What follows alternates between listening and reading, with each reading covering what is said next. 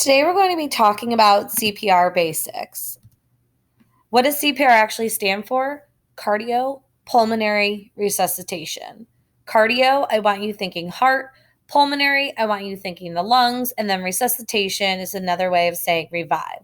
What is the ultimate purpose of CPR? To keep oxygen-rich blood flowing to the brain and other vital organs. That's the goal. When you're giving compressions, you are keeping that circulation going.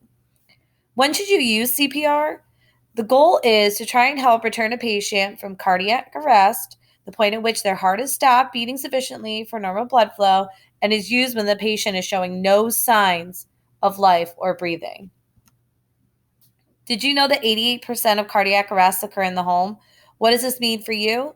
Chances are this is someone you know. Understanding what to do in an emergency situation is the most important thing you can learn. So let's start from the beginning. What is the very first thing you should do in an emergency situation? Decide to act. Think about how many times you've maybe been driving down the road or you've been in the car with someone and you see an accident. You maybe look at it, but do you call 911? Do you go and give help? You should be, but if we assume that everybody else has already done it, then no one is truly helping. So deciding to act, whether it be calling 911 or actually giving care or going and getting an AED, are all things that you're making a conscious choice to do. From the beginning, if we look at the cardiac chain of survival, there are 5 links. One being the phone, simply stating call 911. The hands would be immediate high quality CPR, or in our case, compressions. And then the heart is going to be defibrillation, otherwise known as an AED. Basic advanced and emergency medical services, think of EMS arriving, and then advanced life support and post-arrest care. So this would be care at the hospital. What are the 3 C's? Check, call, and care.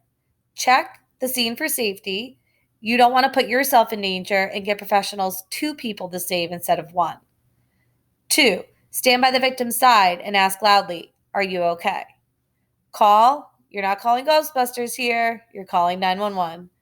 If there is no consent, you will always call 911. This would mean that if you ask, hey, can I give you care? Can I help you? Now, in a situation where someone's in cardiac arrest and they're unconscious and can't respond, it's called implied consent, and it's assuming that they would want help. And then giving care. When should you move someone? If they're in water, you need to move them to a flat surface. If they're on a couch or a bed, please move them to a hard, flat surface.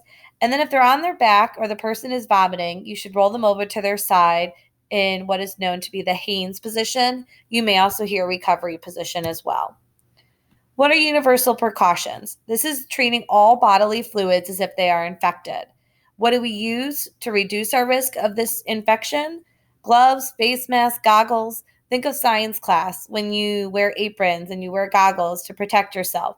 Those barriers, you're protecting yourself and you're also protecting the victim in this case. Your phone, believe it or not, can be a helpful tool in an emergency also. If you have an iPhone, open up and look for the health app. It's one that you can't delete, believe it or not. Then if you go to medical ID and you can fill out all your health information. And then how do you get there for someone to receive this information if there were to be an emergency for you? You would go ahead and use the emergency touch ID or enter the passcode, and then you would click on medical ID. Now, what are the steps to saving a life? You'll find out soon.